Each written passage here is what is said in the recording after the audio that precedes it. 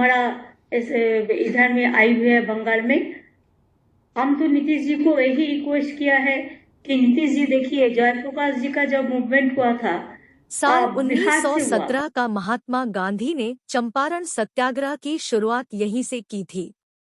इसी आंदोलन ने महात्मा गांधी को देश भर में नई पहचान दिलाई। उसके बाद साल 1942 का भारत छोड़ो आंदोलन हो या फिर जेपी के छात्र आंदोलन की कहानी हो या फिर मंडल आंदोलन, सभी प्रयोग आज इतिहास में दर्ज हैं। उनका एक सिरा बिहार से जुड़ा है। साल 2015 में नीतीश कुमार ने महागठबंधन बनाकर धुर विरोधियों को एक साथ लाने का प्रयोग भी यही किया था। बिहार की इसी ऐतिहासिक भूमिका की याद पश्चिम बंगाल की ममता बनर्जी ने बिहार के मुख्यमंत्री नीतीश कुमार को दिलाई।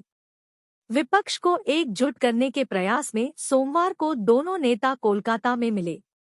इस मुलाकात के बाद ममता ने जयप्रकाश नारायण के आंदोलन की तरह बीजेपी को हटाने के लिए भी बिहार की धरती से इसकी शुरुआत करने का आग्रह किया है। ममता बनर्जी ने कहा है, हमें पहले यह संदेश देना है कि हम सब एक साथ हैं। हमारा कोई निजी स्वार्थ नहीं है। हम चाहते हैं कि बीजेपी जीरो बन जाए। बीजेपी बिना कुछ किए बहुत बड़ा हीरो बन गई, केवल झूठी बात और फेक वीडियो बनाकर। ममता बनर्जी से मिलने के बाद नीतीश ने उत्तर प्रदेश के पूर्व मुख्यमंत्री और समाजवादी पार्टी प्रमुख अखिलेश यादव से भी मुलाकात की है। अखिलेश यादव ने भी बीजेपी को हटाने की मुहिम में नीतीश का समर्थन करते हुए कहा, बीजेपी की लगातार गलत आर्थिक नीतियों की वजह से किसान मजदूर तकलीफ में है और परेशान है। महंगाई और बेरोजगारी चरम पर है। भारतीय जनता पार्टी हटे देश बचे उस अभियान में हम आपके साथ हैं। बीजेपी को हटाने का नारा और इसकी कोशिश करते नीतीश कुमार विपक्ष के दूसरे नेताओं को पसंद तो खूब आ रहे हैं, लेकिन इस रास्ते में मुश्किलें भी कम नहीं हैं। इसमें सबसे बड़ी मुश्किल विपक्षी धड़े के नेता के नाम पर हो सकती है। दरअसल इस रोल में कांग्रेस भी खुद को बड़े भाई की भूमिका में देख रही है और इस पद को छोड़ना नहीं चाह रही। कांग्रेस हाल के समय में साल 2004 से 2014 तक सफलता से यूपीए सरकार चलाने का दावा कर रही है।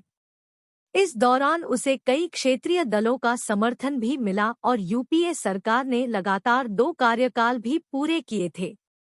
हालांकि इस बीच दूसरे क्षेत्रीय दलों की अपनी बढ़ती महत्वाकांक्षा, बिखरे विपक्ष की एक दूसरी सच्चाई है। यह नीतीश की कोशिशों को सफलता पर सवाल भाग खड़े करता है और इसी में नीतीश को एक उम्मीद भी दिख सकती है। बिहार बीजेपी के प्रवक्ता निखिल आनंद ने दावा किया है कि सारे विपक्षी दलों को एक साथ लाने का मतलब है मेढक को तराजू पर तौलना। विपक्ष में सबकी अपनी डफली, अपना राग है।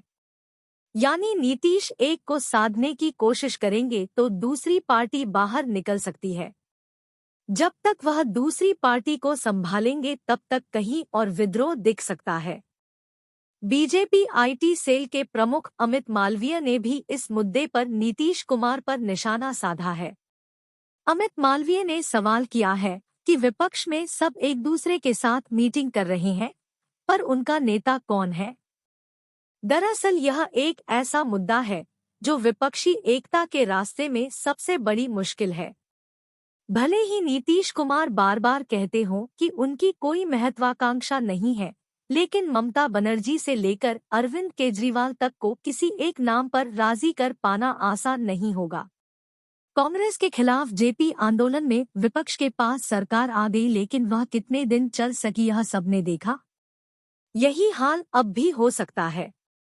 नीतीश जिस कोशिश में लगे हैं उसमें विपक्ष से किसी एक नेता का नाम सामने आ जाए तो सब बिखर जाएगा। इसके पीछे क्षेत्रीय दलों के नेताओं की अपनी महत्वाकांक्षा के अलावा कांग्रेस पार्टी भी है। विपक्ष के किसी नेता को अपना नेता स्वीकार करना कांग्रेस के लिए भी आसान नहीं होगा। ममता बनर्जी यह को छोड़ने का दावा कर रही हैं। उनका यह बयान नीतीश कुमार को जितनी राहत दे सकता है उतनी ही कांग्रेस के नेताओं को भी। लेकिन क्या ममता अपने अहम को छोड़कर कांग्रेस से पश्चिम बंगाल में सीटों के बंटवारे को लेकर समझौता कर सकती है? पश्चिम बंगाल में तृणमूल कांग्रेस सबसे बड़ी पार्टी है। साल 2019 के लोकसभा चुनावों में टीएमसी को 22 सीटें मिली थी, जबकि बीजेपी के खाते में 18 सीटें आई थी। वहीं उन चुनावों में कांग्रेस को महज 2 सीटें मिली थी। ऐसे में ममता बनर्जी किसी भी समझौते में कांग्रेस को राज्य में उसकी ताकत से ज्यादा सीटें दे सकती है, इसकी उम्मीद कम है। कांग्रेस का यही रिश्ता आम आदमी पार्टी के साथ है। आपने दिल्ली से लेकर पंजाब और गुजरात तक कांग्रेस को नुकसान पहुंचाया है, लेकिन लोकसभा चुनावों में बड़ी पार्टी होने के नाते कांग्रेस ज्यादा सीटों पर चुनाव लड़ना चाहेगी। कांग्रेस के साथ ज्यादातर राज्यों में क्षेत्रीय पार्टी के साथ किसी भी तरह के समझौते में यही परेशानी है। वह हर जगह क्षेत्रीय दलों के हाथों कमजोर हुई है और अब उन्हीं पार्टियों के साथ कम सीटों पर समझौता करना कांग्रेस के लिए आसान नहीं होगा। इसलिए नीतीश कुमार की पहल का कांग्रेस स्वागत भले ही करे, लेकिन उसे लेकर कांग्रेस बहुत उत्साह दिखाती नजर नहीं आती है। मणिकांत ठाकुर इस ओर भी ध्यान दिलाते हैं। जीतन राम मांझी के एक छोटे से कार्यकाल को छोड़ दे तो नीतीश कुमार करीब 18 साल से बिहार के मुख्यमंत्री हैं। पिछले विधानसभा चुनाव में उनकी पार्टी जेडीयू का प्रदर्शन बिहार में काफी कमजोर रहा था और वह तीसरे नंबर की पार्टी बन गई थी। कमजोर होती राजनीतिक ताकत के बीच नीतीश कुमार मौजूदा समय के बड़े नेताओं को अपने साथ जोड़ने की मुहिम में लगे हुए हैं। ऐसे में उनकी बात पर कौन की पार्टी कहां तक राजी होगी, यह भी एक बड़ी चुनौती है। खुद से ज्यादा ताकतवर नेताओं को समझाने के लिए नीतीश कुमार की जरूरत होगी, ऐसा मुझे नहीं लगता है। नीतीश की लालसा भले ही पीएम बनने की न हो, लेकिन वो चाहते हैं कि उनको नरेंद्र मोदी की सरकार को चुनौती देने वाला विपक्ष का नेता मान लिया जाए। नीतीश अपनी विश्वसनीयता सबसे ज्यादा गंवाई है। नीतीश को फिर से अपनी विश्वसनीयता हासिल करने में समय लगेगा। नीतीश कुमार ने जिस लालू राबड़ी शासन का विरोध कर जनता का समर्थन हासिल किया और बिहार की सत्ता पर काबिज हुए, उन्हीं के साथ मिलकर 2-2 बार सरकार बना ली है। नीतीश कुमार पिछले साल अगस्त में बीजेपी से अलग होने के बाद लालू प्रसाद यादव की आरजेडी के साथ मिलकर बिहार में सरकार चला रहे हैं, लेकिन वो फिलहाल केंद्र की राजनीति को लेकर ज्यादा सक्रिय दिखते हैं। नीतीश लगातार देश भर में बीजेपी विरोधी नेताओं ने मुलाकात कर रहे हैं। जेडीयू के अध्यक्ष ललन सिंह ने दावा किया है कि नीतीश कुमार जिस काम में लगे हुए हैं उसे पूरा कर लेंगे, लेकिन बीजेपी इसके पीछे कुछ और आरोप लगाती है। बीजेपी प्रवक्ता निखिल आनंद का दावा है, बिहार में समझौते के तहत नीतीश को अपनी सत्ता तेजस्वी यादव को देनी है और इसका दबाव लगातार नीतीश पर बना हुआ है, इसलिए वो बिहार से विदाई की योजना तैयार कर रहे हैं।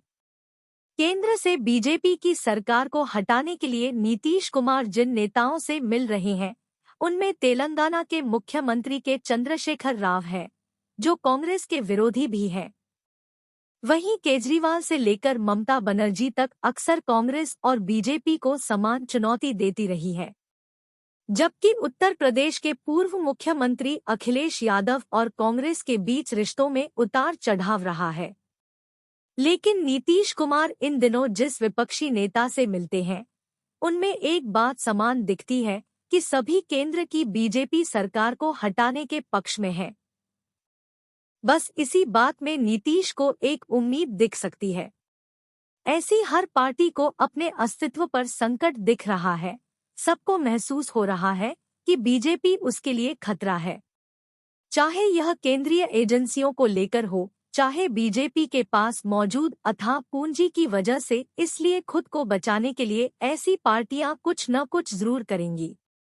राहुल गांधी की सदस्यता खत्म होने के बाद कांग्रेस भी थोड़ी झुकती नजर आती है। ऐसे में विपक्षी पार्टियां माहौल बनाने के लिए एक साथ आ सकती हैं। विपक्षी एकता के लिए अल्पसंख्यकों के मुद्दे काफी है। ममता बनर्जी, के चंद्रशेखर राव, केजरीवाल, अखिलेश यादव और खुद नीतीश कुमार के लिए सेक्युलरिज्म और संविधान बड़ा मुद्दा है। जाहिर यह एक ऐसा मुद्दा है जो कांग्रेस के लिए खास मायने रखता है। ऐसे में अगर साल 2024 के लोकसभा चुनावों के लिए कोई विपक्षी एकता बनती है तो वह इन्हीं मुद्दों पर टिक सकती है।